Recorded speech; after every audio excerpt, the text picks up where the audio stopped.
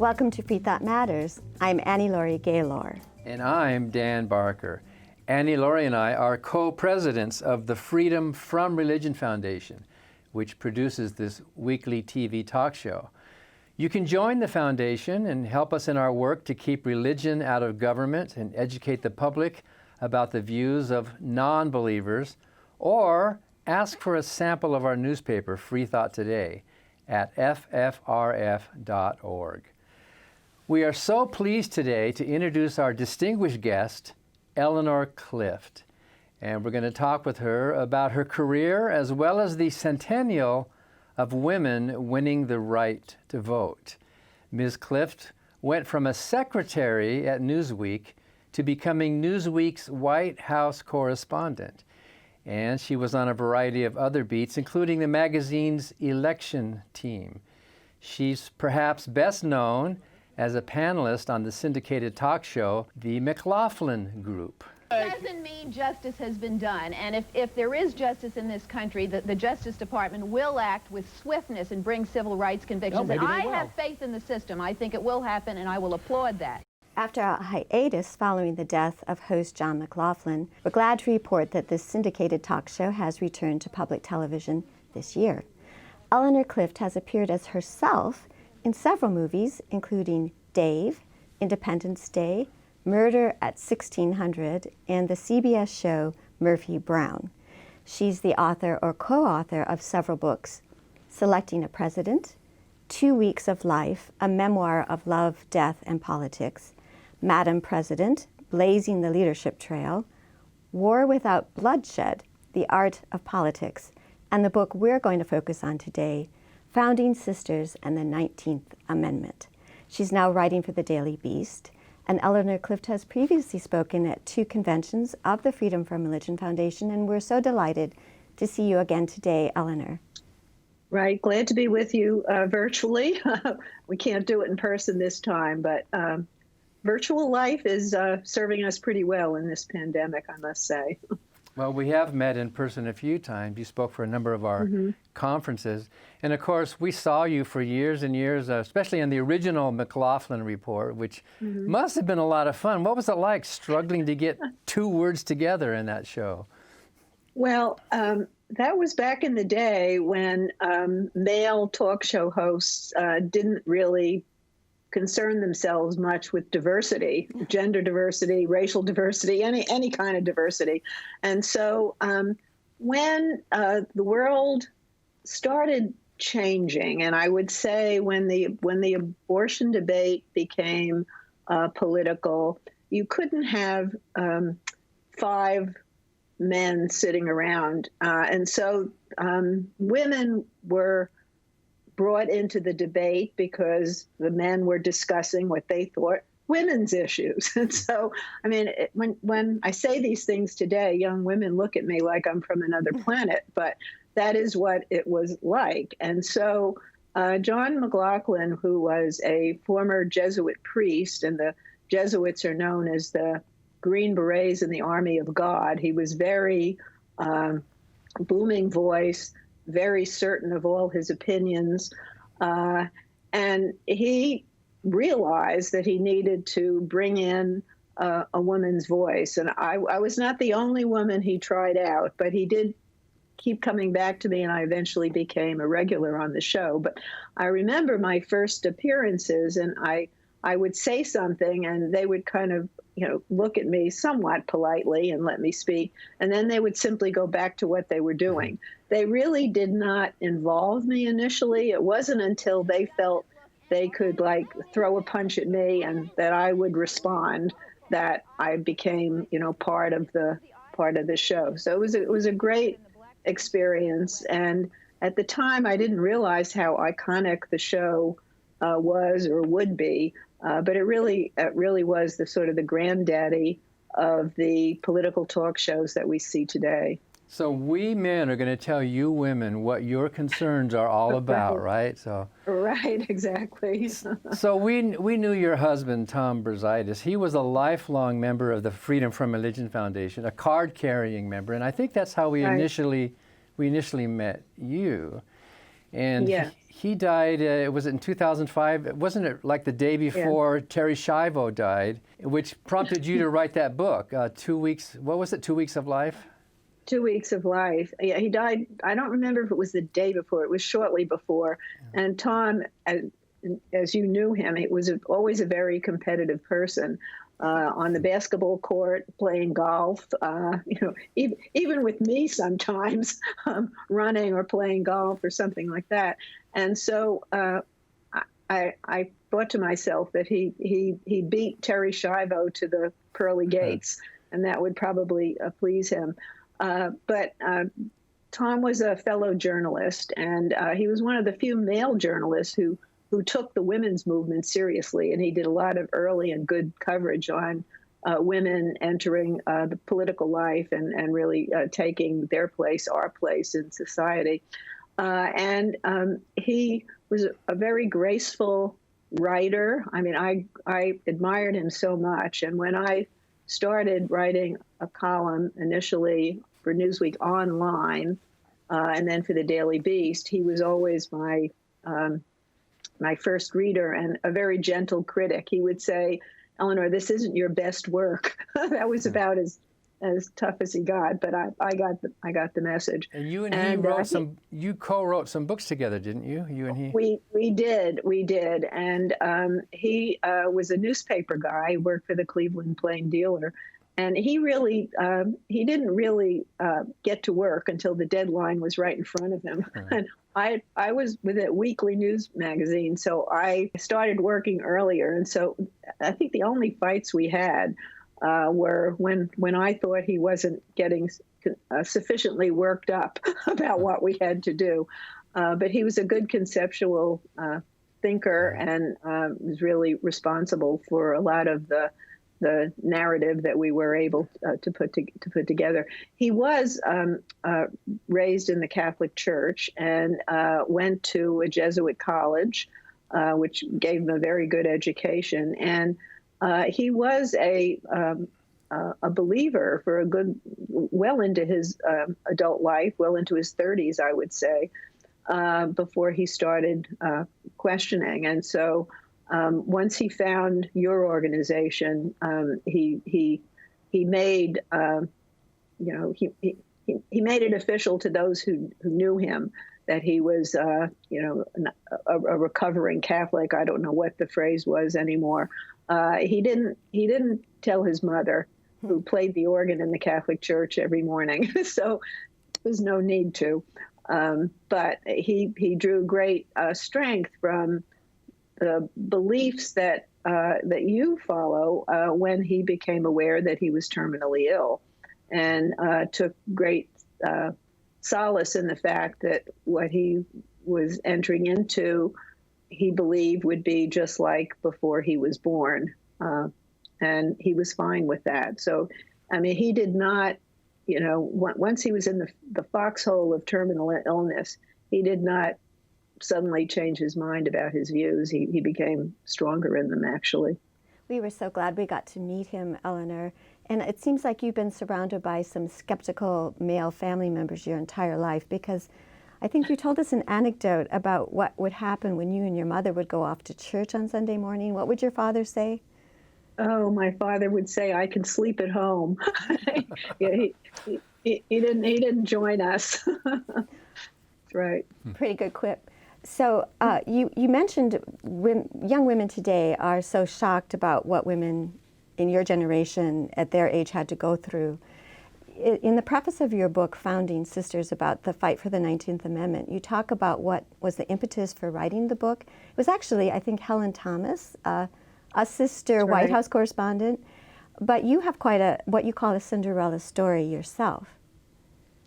Well, Helen Thomas was the dean of the White House Press Corps for quite a long time. She was a woman, and goodness, she started working in journalism, I think, during World War II, and she was relegated always to the sidelines. But she eventually became, as I said, the dean of the White House Press Corps, and she remained as a reporter well into her 80s.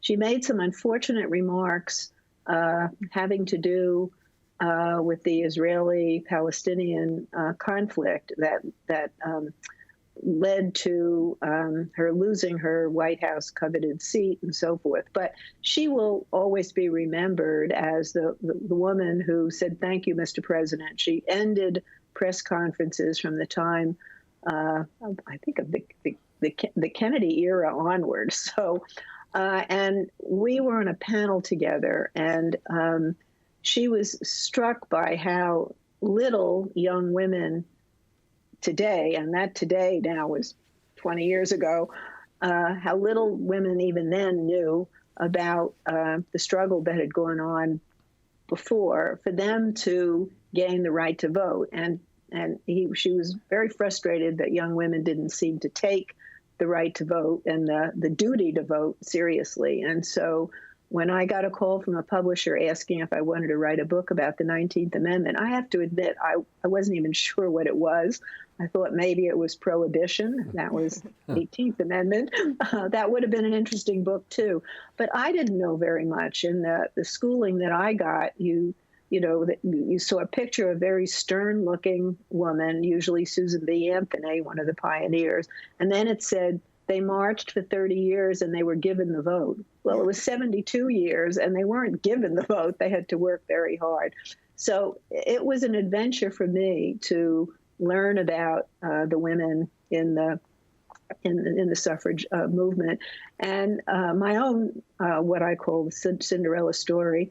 When I started at Newsweek, women were the researchers and they were the secretarial staff. They weren't really reporters and writers. And in the early 70s, under sort of fairness doctrine on the television side, there began to be pressure for women to come into broadcast media. And you had a lot of restless women in the print media, many of whom had gone to the finest colleges and who wanted to have careers. And so at Newsweek in 1974, the women in New York who were the researchers sued the magazine for gender discrimination. At the time, I was on the secretarial support staff. I was actually in the Atlanta bureau as a, quote, Girl Friday, another antiquated term. But the women won their suit, and it opened up internships for women already at the magazine. And so I applied to do a summer internship in Atlanta, and I interviewed George Wallace and George Wallace's then wife, Cornelia. The Atlanta Bureau covered Nashville. I interviewed Loretta Lynn, Tammy Wynette. I thought I had died going to heaven, frankly. It was so much fun. It was so interesting. And so at the end of the summer, I became a reporter, and Jimmy Carter launched his bid to be president, and I was assigned to cover him, under the assumption that there's no way this one-term Georgia governor, former peanut farmer, was going to win the presidency, and I was the junior reporter. So he won, I won. Next thing I knew, I was in Washington as Newsweek's White House correspondent. First time I'd ever set foot in the White House, but Carter hadn't been there much either, so we had something in common.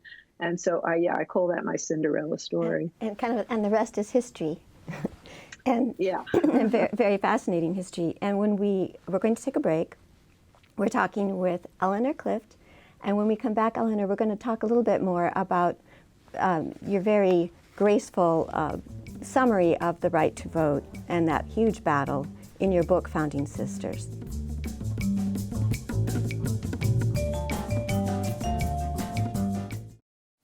Hi, I'm Ron Reagan, an unabashed atheist, and I'm alarmed by the intrusions of religion into our secular government. That's why I'm asking you to support the Freedom from Religion Foundation, the nation's largest and most effective association of atheists and agnostics, working to keep state and church separate, just like our founding fathers intended.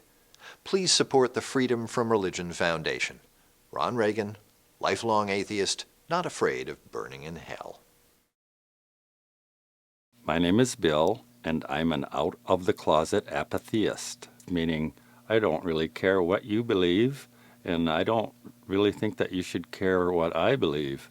I was raised in South Dakota in a strict Catholic family. I was an altar boy. I served Mass a lot of Sundays twice. The priest gave us this little card that said, "In case of accident, please call a priest." I don't really like that idea anymore since I left the church about 40 years ago. Now, if you find me alongside the road after an accident, please call an ambulance and an EMT. Thank you for watching Freethought Matters. You can find more content by the Freedom from Religion Foundation at our website, ffrf.org. Follow FFRF on Facebook, and you'll get notifications about all of our content, including whenever we go live on FFRF's Ask an Atheist. FFRF is also on YouTube, where all of our programs, including this show and our weekly news bites, are available to watch anytime. Thanks again for watching, and we'll see you on the web.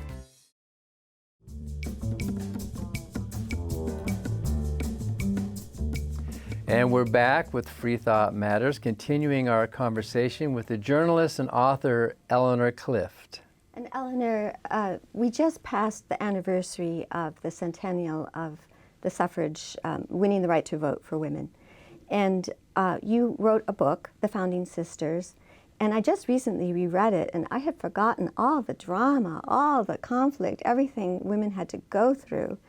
And also the fact that so many women in the early days simply weren't interested in the vote. And I wonder if you can kind of take us through the origins of the suffrage movement and what stands out to you. Well, there were actually three generations of women leaders, and it began in 1848 with a Seneca Falls Convention. Actually, Frederick Douglass spoke at that convention because this is before microphones, and women really couldn't project that well, and he was a great orator. So that's seen as the beginning, and then women get the vote 72 years later. So Susan B. Anthony stands out as the original suffragist, and she had died by the time women get the vote. Then you have interim leaders, Carrie Chapman Catt. But I really focused on Alice Paul, who was a young woman who studied abroad in England. I mean, that actually surprised me. I mean, that women graduated from colleges in this country and went abroad just as they do today. And she was radicalized by the British suffragette movement. They use the word suffragette in London. She was imprisoned, and she was force-fed when she went on a hunger strike. It was a big to-do. Her mother tried to work through the British ambassador to get her released.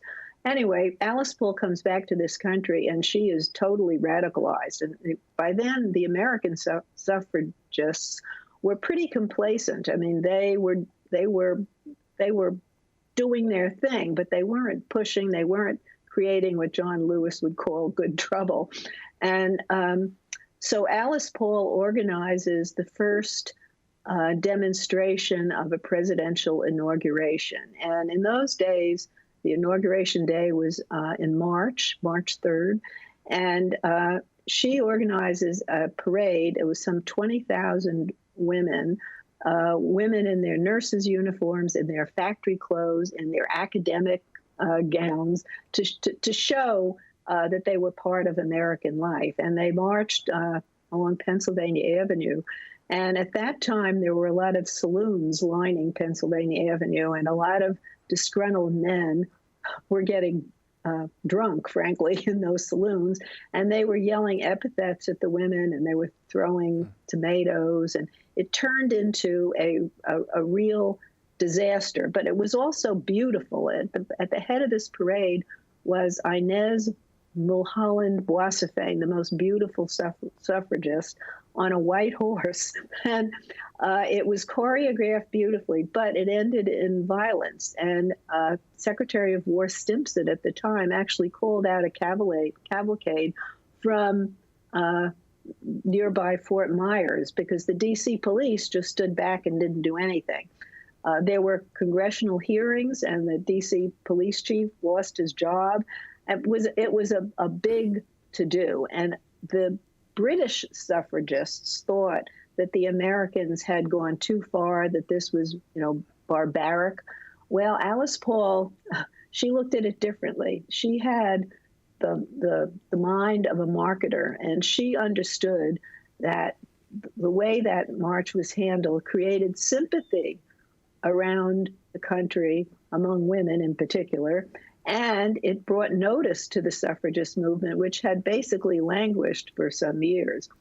So that was really an important moment. Then I would, This was Wilson, right? This was during the last decade.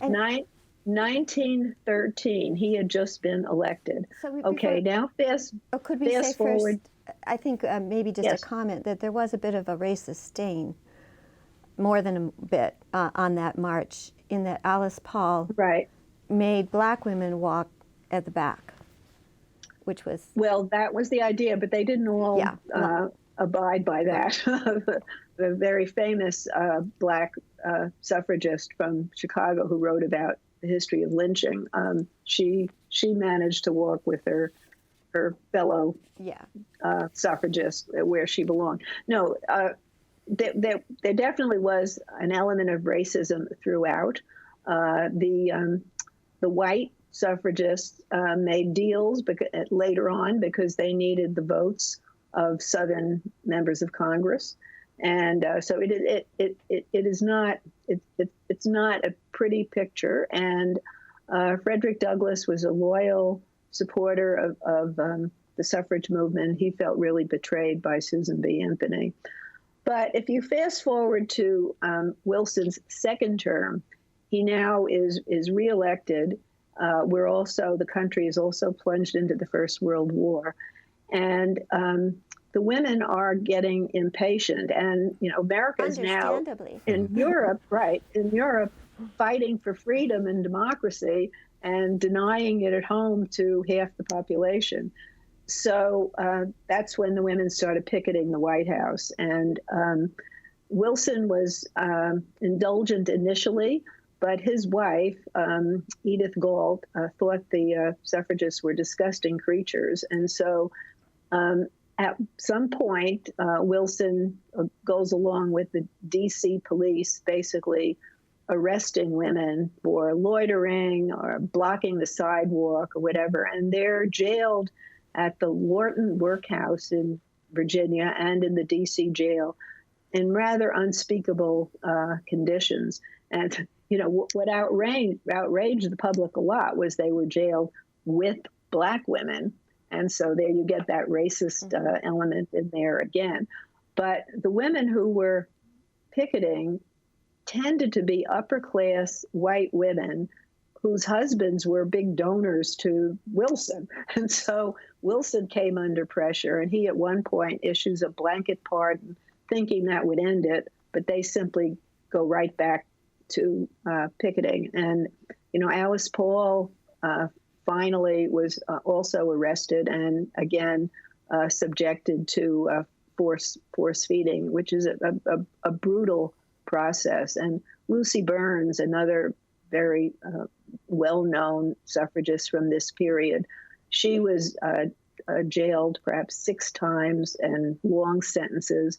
And again, they saw this as, it was brutal, but they saw it as an opportunity to tell their story and to get the sympathy of the country. And they would slip out little notes, and Alice Paul would be issuing press releases. And so eventually, that worked and shows the power of political pressure. So there's a lot more stories in your book that people are going to have to go and read, but we only have about 2 minutes left, or less than 2 minutes. What about now? What about the promise of the vote? What's at stake 100 years later? Yeah, 100 years ago, what that amendment said was you can't use gender to deny people the vote. But people in power have discovered lots of other ways to suppress the vote. And we are fighting for the right to vote today with more energy than at least since the 1960s, when the civil rights movement brought to the fore how so many people were denied the vote. And I think that was the theme of the Democratic Convention this year. And, you know, vote as if your life depended on it, because it might. And concerns about access to the vote and whether it can be manipulated. Those concerns have been raised by both sides, Democrats and Republicans. And so I think of those early suffragists and how hard they fought to make sure that everybody has the vote. And I want to say to people today, whether you're young, you're old, you're black, you're white, you're whatever, this is an important franchise. It's the ticket to a democratic society, small d democratic society. And you can never take these rights for granted. You have to keep the pressure on. You have to keep fighting for them. That was the lesson that those women learned 100 years ago, and it's a lesson we're, I think, relearning today. Well, thank you so much, Eleanor Clift, for joining us today. Always good to be with you, with both of you. You bring back lots of memories, good memories. And thank you for watching Freethought Matters. Because free thought matters.